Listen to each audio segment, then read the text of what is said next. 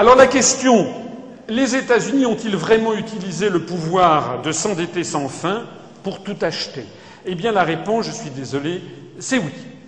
Voici quelle a été l'évolution de l'endettement américain public et privé sur une statistique fabuleuse que j'ai trouvée sur l'agence Bloomberg, puisqu'elle remonte à 1915. C'est donc tout le XXe siècle, même le début du XXIe, de 1915 jusqu'à 2010.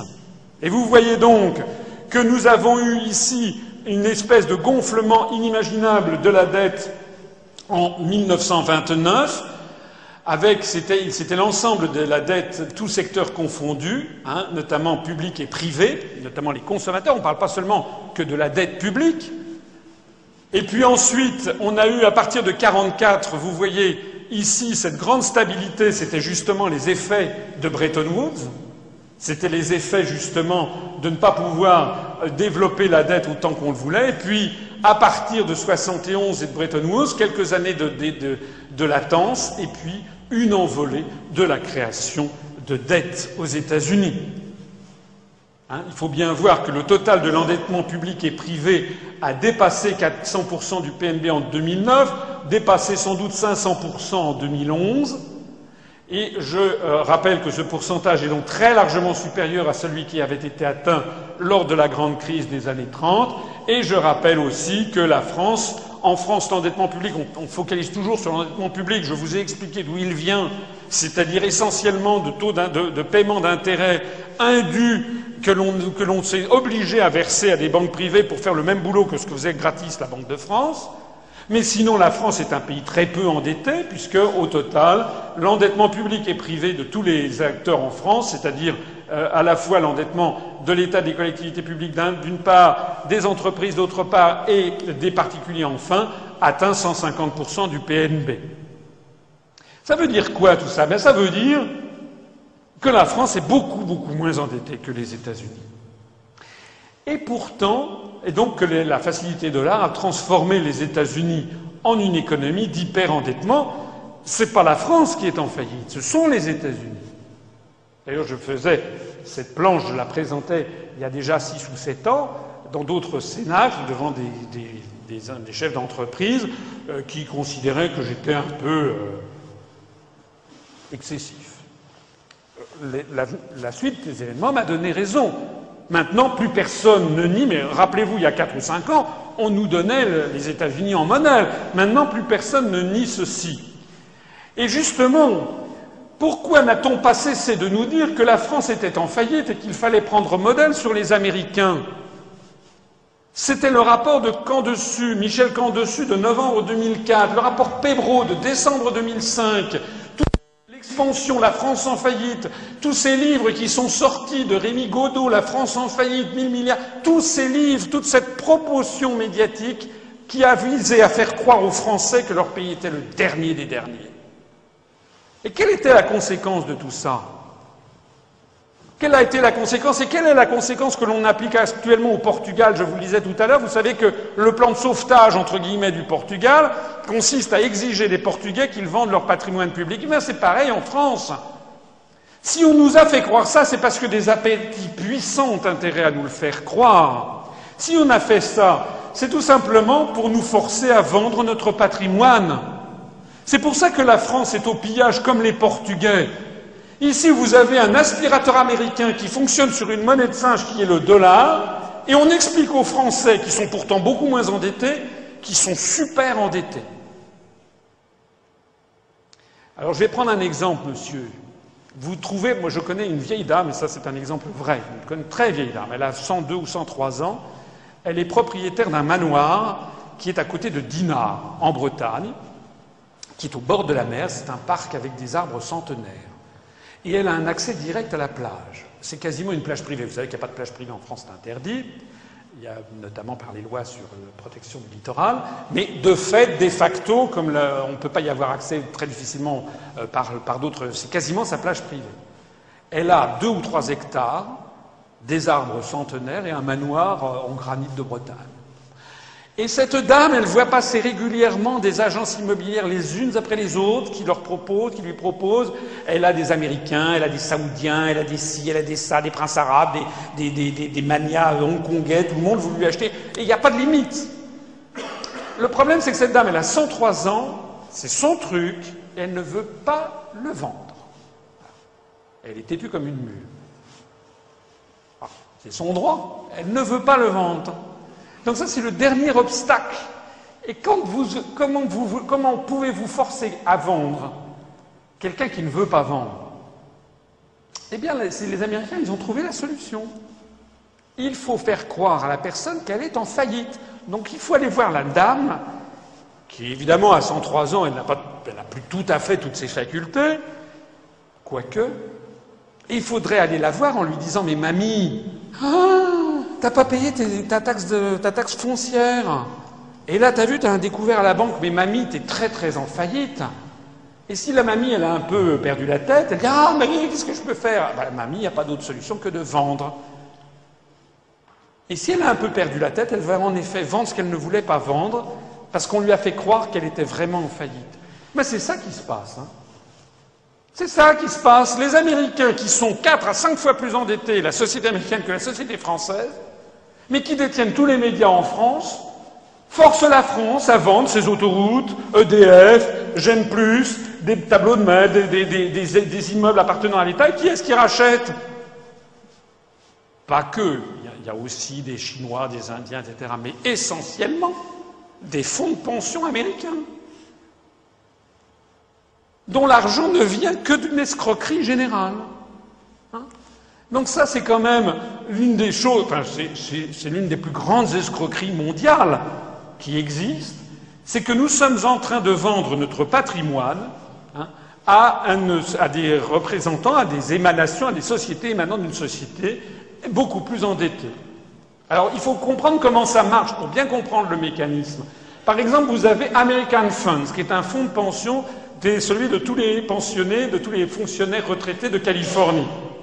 American Funds a pris des plaques dans le capital de Veolia Eau, de Vivendi Eau, de Thales, qui est une entreprise française en matière d'armement, de Schneider Electric, de Michelin, de Bouygues Télécom, du groupe Accor, notamment.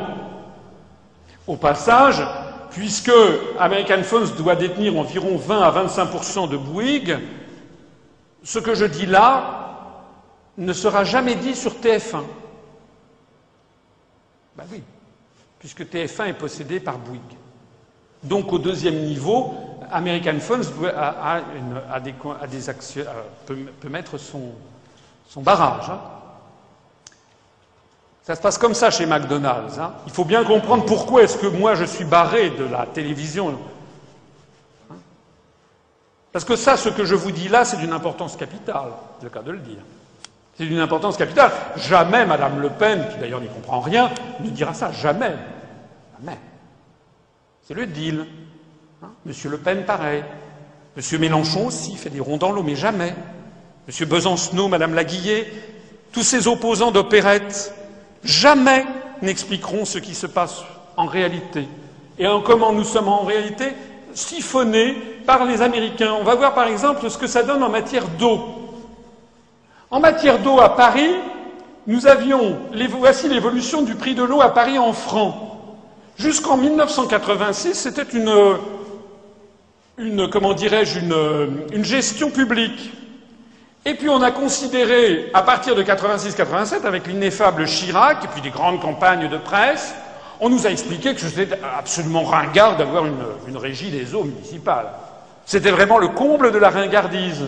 En revanche, ce qu'il fallait, c'était beaucoup plus chic, beaucoup plus efficace, c'était d'avoir des gestionnaires privés. Donc M. Chirac a donné une partie de Paris, la rive nord, à Veolia et la rive sud à Vivendi. Enfin, ça s'appelait la Lyonnaise des Eaux et la Générale des Eaux à l'époque. Ça a seulement changé de nom. Et qu'est-ce qui s'est passé depuis? Eh bien, depuis, moi j'habite à Paris, je peux vous assurer que c'est toujours la même flotte. Hein, mais alors, il n'y a rien de changé. Simplement, ce qui a changé, c'est que depuis que la gestion municipale de l'eau a été déléguée à des gestionnaires privés, le prix de l'eau a augmenté de plus de 300%. Et pour qui? Pour qui? Eh bien, pour les actionnaires. Et c'est qui les actionnaires? Eh bien, les actionnaires, c'est en particulier American Funds. Donc l'intérêt des retraités américains qui ont investi leur argent dans le fonds Capital Research, c'est que les dirigeants des entreprises privées auxquelles a été cédé le service public augmentent sans arrêt le prix de l'eau facturé aux Parisiens, de façon à recevoir de dividendes de plus en plus confortables. Donc vous comprenez le mécanisme. Avec de la monnaie de singe, on achète des sociétés qui sont des sociétés bien réelles et qui procurent chaque année, on passe à la caisse et c'est le jackpot tous les ans. Alors on va investir là-dedans. Vous savez que les entreprises autoroutières ont été vendues également. Là aussi, des fonds largement américains. Et donc on va traire la bête. Les autoroutes, EDF. EDF a présenté le truc extraordinaire, c'est l'électricité la plus compétitive d'Europe. À la demande de Bruxelles, nous sommes en train de privatiser EDF. Pareil pour GDF. Vous avez vu que le gouvernement, sur la demande de Bruxelles, a ouvert le marché du gaz en France à Goldman Sachs et à Lehman Brothers. Non, à JP Morgan, pardon, Lehman Brothers a fait faillite. À JP Morgan et Goldman Sachs, qui sont des groupes financiers qui n'ont aucun rapport avec le gaz. Et quelles sont les conséquences que nous en percevons actuellement? Eh bien, c'est constamment une augmentation du prix du gaz et bientôt de l'électricité. Nous sommes devenus les vaches à lait des fonds de pension américains qui investissent grâce notamment aux directives européennes, les directives européennes étant libre circulation des capitaux, libre rapatriement des dividendes et puis privatisation de tout ce qu'on auprès de qui? Eh bien, auprès d'un pays qui, lui, peut émettre autant de billets et de monnaie qu'il le souhaite. Est-ce que vous avez compris le mécanisme?